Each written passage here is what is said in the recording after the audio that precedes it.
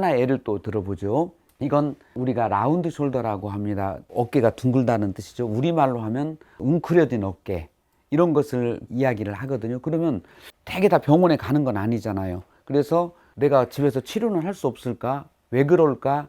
이런 것을 집에서 생각을 좀 해보고 자기가 하는 데까지는 해야 되는데, 그렇지 않고 그냥 병원에 가서 어깨가 이렇게 생겼으니까 고쳐주십시오. 목을 앞으로 빼고 있으니까 나를 좀 고쳐줬으면 합니다. 근데 한번 보시면 우리가 목을 앞으로 이렇게 빼게 된 환자들은 뭘 저희들한테 이야기하는가 하면 머리가 굉장히 아프다고 합니다. 뒷머리가 아프다고 했을 때, 그 다음에 웅크려진 어깨를 하게 되면 이 환자가 이 어깨가 아파서 되게 힘들어 하거든요. 그러면 그냥 되게 병원에 가면 아 그래 자세 반드시 하세요.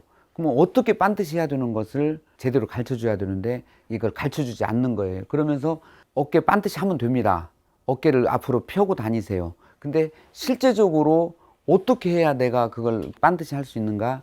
그 다음에 어깨가 웅크러진 어깨를 어떻게 하면 웅크러지지 않게 만들 수 있을 것인가? 한번 같이 생각을 해 보십시오. 그 옛날에 김영곤 씨라고 하는 되게 유명한 코미디언이 있으셨어요. 정말 지금 유튜브 같은데 그분이 그 코미디 프로 했던 걸 들어봐도 지금도 너무 좋고 아 사람의 심금을 다 울려주시는 분인데, 그분이 코미디 프로에서 어떤 걸 했는가 하면 조폭들을 이걸 흉내를 내신 거예요. 잘 아시겠지만 형님 이렇게 하고 있는 걸 하니까 한 사람이 아니라 전부 다 이렇게 하죠. 또 우리가 텔레비전 같은 데 보면 힘쓰신 분들이 한두 분이 아니라 감옥에서 자기 보스가 나오면 이렇게 하고 있는 걸 볼 거예요. 그러면 아 이분들은 그게 그 습성화가 돼 있는가 보다 이렇게 하지만 사실은 그것보다는 이분들이 굉장히 운동을 많이 하는 거예요. 그러니까 이 대흉근이라고 하는 근육들이 엄청나게 강화가 되니까 이렇게 저절로 구부러질 수밖에 없지 않습니까? 그래서 이분들은 만성적으로 목이 아프니까 어떻게 치료합니까? 어떻게 하면 됩니까? 계속 목을 마사지를 해서, 그러면 그때뿐이라는 거예요. 그러면 이 환자가 웅크러지게 된 걸 뭘까? 그러면 원래 웅크러진 그 자세도 있지만 어깨가 너무 운동을 많이 해서 이렇게 이 둥그러진 어깨 됐다고 한번 가정을 한번 해보세요. 그러면 이 환자분은 여기 대흉근이라고 하는 근육을 계속 풀어주면은 어깨가 자연스럽게 이렇게 됩니다. 그러면 아픈 것도 없어지죠. 그러니까 치료를 아프다고 해서 등을 보는 게 아니라 아프게 하는 원인이 어딘가, 메시지는 나한테 어디서 오는가. 이 환자분들 같으면 대흉근에서 이렇게 오는 거예요. 그 다음에 아버지가 목을 이렇게 구부리고 있다든지 그러면 그 자제분들이 거의 그런 경우가 많아요. 왜? 아기가 봤을 때는 자기의 모델이 아빠인 거예요. 그래서 그런 경우 같은 경우는 아기를 같이 치료해 주는 게 아니라 아빠도 같이 오라고 해서 그 자세를 같이 이제 고쳐주지 않으면 얘는 아 이렇게 좋은데 왜 자꾸 나보고 이렇게 고치라고 할까?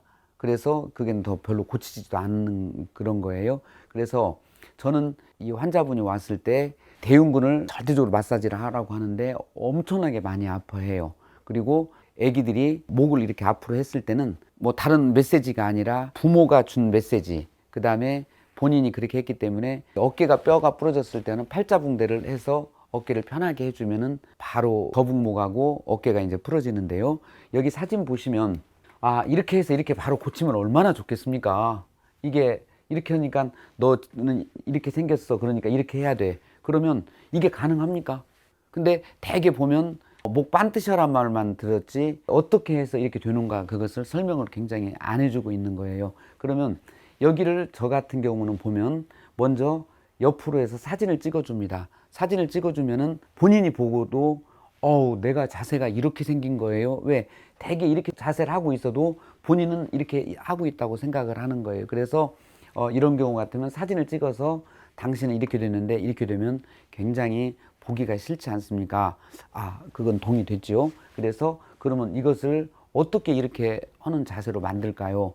제가 이제 이런 환자들이 저한테 대학교 병원이라든지 큰 병원에 갔다가 온 경우가 많아가지고 저 같은 경우는 그쪽에서 어깨를 펴라고 했죠. 뭐 어떻게 하라고 했습니까? 그냥 어깨 펴라고만 했는데 제가 그냥 그런갑다 하고 그 교수님이 하도 바빠서 제가 이렇게 왔습니다. 그러면 이렇게 펴게 할 수 있으려고 하면 저는 세 가지 자세를 먼저 가르쳐 드립니다.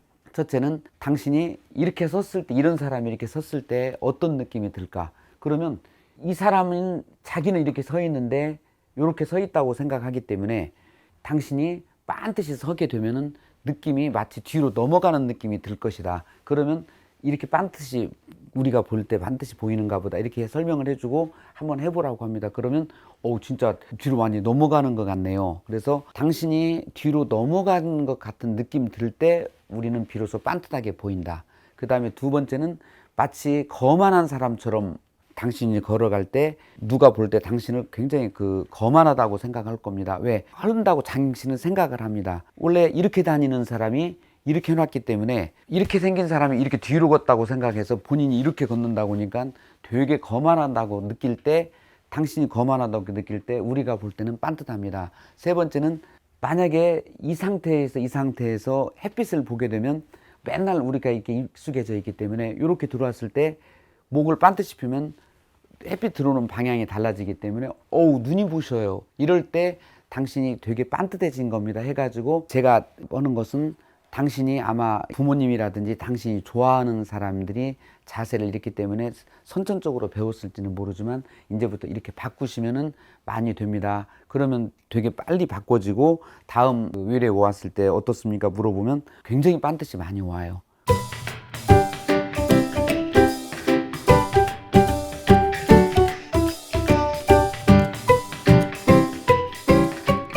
그래서 그렇게 이 원리를 가르쳐주고 했을 때 굉장히 빠르다는 걸 느꼈는데 여기 다시 한번 보죠. 지금 보시면은 우리가 지금 요렇게 많이 생겨가지고 옵니다. 근데 반드시 하세요 그러면 이런 식으로 이렇게 목이 앞으로 나가게 되는 거예요. 근데 실제적으로 하는 것은 어떻게 되는가 하면 귀하고 어깨가 일치가 돼야만 반드시 되는 거거든요. 그래서 아까 이분 같은데 자세를 가르쳐 줄 때 반드시 서세요가 아니라 그런 요령을 가르쳐 줬을 때 되게 반듯해지는데, 여기에 기본 포인트는 이 사람이 생각할 때 자기는 이렇게 서 있으면서 느낌은 이렇게 서 있다고 생각하는 것을 고쳐주는 그런 걸 해주지 않으면 그 치료가 안 되는 거죠. 그 다음에 여기 손가락 관절염을 한번 보시죠. 이 손가락 관절염 하면은 이제 되게 다 포기를 합니다. 뭐 어떻게 하지, 나 이렇게 살아야지 방법 없겠어. 그 다음에 이분 같으면은 밤에 잘 때 굉장히 아픕니다. 그래서 자다가 일어나서 손 이렇게 누르고 자고 하실 그 정도 되는데, 여기 계시는 우리 선생님들 같은 경우는 이 환자 저는 치료가 가능하다고 봅니다. 근데 선생님들은 어떻게 치료하시겠습니까? 우선 여기서 보내는 메시지를 한번, 우리 몸에서 보는 메시지를 한번 읽어보죠. 이렇게 만들어야 이분이 손을 안 쓰는 거예요. 손을 안 써야 안 아프니까 우리 몸에서 이렇게 메시지를 이제 보여준 거거든요.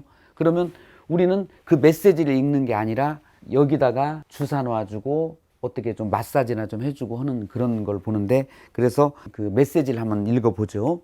여기서 보시면 이분도 똑같습니다. 여기 보시면 물집 같은 게 하나 생깁니다. 그러면 이제 병원에 가서 손 내면 의사쌤이 당연히 물 뽑아주고 그 다음에 약 주고 물리치료하고 오게 됩니다. 그럼 이 환자가 낫느냐는 거죠.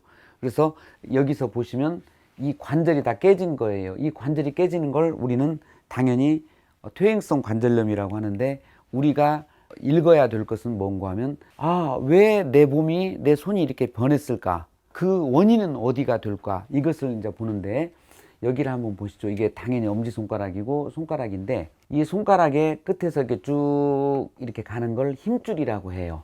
이렇게. 그리고 여기에 딱 붙어 있는 이것을 우리가 근육이라고 하는 거거든요. 그러면 이 끈이 붙어 있는 것은 여기를 움직이고 싶어 하는 거거든요. 그럴 때 어떻게 움직이느냐?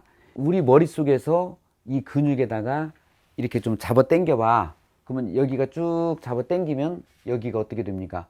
같이 따라오게 되겠죠. 여기가. 그래서 지금 이 손가락의 움직임은 모든 것이 팔뚝에 있는 근육이 어떻게 하느냐에 따라서 요것을 움직이게 됩니다. 근데 우리가 일을 많이 하게 되면 손이 일을 많이 한 것처럼 느끼지만, 사실 일은 어디서 시작된 거 하면 이 근육들이 일을 많이 한 거거든요. 그러면은 이 근육들이 앞에만 있는 게 아니라 양면이 있는 거예요. 근데 우리가 손을 일을 하다가 보면 자꾸 이렇게 구부리다가 보니까 이 뒤에 있는 손가락을 펴게 하는 이 뒤에 있는 근육들, 이게 이제 이것의 반대라고 생각하시죠. 그러면 거기 있는 근육들이 이렇게 만성적으로 늘려져 있기 때문에 이게 수축이 오게 됩니다. 그러면 내가 이렇게 하려고 할 때 이 근육들이 수축이 된 근육이 안 따라오니까 여기서 잡아당긴 게 반드시 잡아당기는 게 아니라 여기서 좀 틀어지게 잡아당기니까 자꾸 이 관절이 버려지게 되는 거예요. 그래서 여기서 이 치료는 어떻게 하느냐, 오늘부터 가셔서요, 할머니 이 손가락 아픈 데는 어머니가 일을 많이 했어요. 그래서 여기 팔뚝에 있는 근육을 많이 풀으셔야 돼요. 그리고 많이 푼 다음에 선생님 제가 또 오시면 여기다가 근육이 너무 뭉쳤으니까 여기다 주사를 놔 드릴 거예요. 그리고 제가 여기다가 이 한방쌤한테 부탁해서 침을 놔 드리라고 해서 이 근육을 많이 부드럽게 만들어 드릴게요. 그리고 집에서 많이 마사지 하시고요. 그 다음에 이 손가락 같은 경우는 그냥 놔두시면 안 되니까 자꾸 이렇게 집에서 이렇게 많이 만져주세요. 그리고 여기는 주사 맞아봤자 안 아프게 하는 거기 때문에 할머니가 이걸 맞으시면 오늘은 안 아프지만 내일은 또 더 아플 거예요. 그래서 여기 근육을 좀 많이 풀어주셨으면 좋겠습니다. 제가 이렇게 이야기를 해요. 그러면 대부분의 환자분들이 다 내 말을 듣는 것 같지만 한 3분의 1밖에 제 말 안 들어요. 아유, 아프니까 빨리 주사 놔줘. 아프니까 그런 말 말고 나 바빠. 여기 약 좀 주고 그 다음 물리치료 해줘. 그리고 나중에 또 올게. 근데 한 3분의 1은 제 말을 열심히 듣습니다. 그러면서 아, 내가 지금까지 내 몸에서 너무 일 많이 했으니까 조금 쫄으라고 했던 메시지를 내가 못 읽었네. 알았어. 이제 일 조금 덜 할게. 그 다음에 실제적으로 일을 많이 한 얘네들이 고생이 너무 많았네. 그래서 내가 여기를 많이 집에서 마사지를 한다든지 그래서 내가 다 풀어 올게. 그러시면은 한 달 정도 가면 손이 어때요? 심지어는 손이 상당히 많이 본인이 좋아할 정도로 이렇게 돌아오신 분도 있으셨어요. 그래서 이 아프게 하는 것들 우리가 보셨을 때 이렇게 만든 것들이 무엇인가라고 하는 것을 메시지를 자꾸 읽지 않으면은 우리는 계속 만성화가 될 수밖에 없고 더 아플 수밖에 없다. 그래서 제가 의사 선생님들한테도 그런 이야기를 자꾸 합니다. 아픈 것이 문제가 아니라 아프게 하는 원인이 무언가, 그 메시지는 어디서 오는가를 꼭 읽으라고 제가 말씀을 드리고요.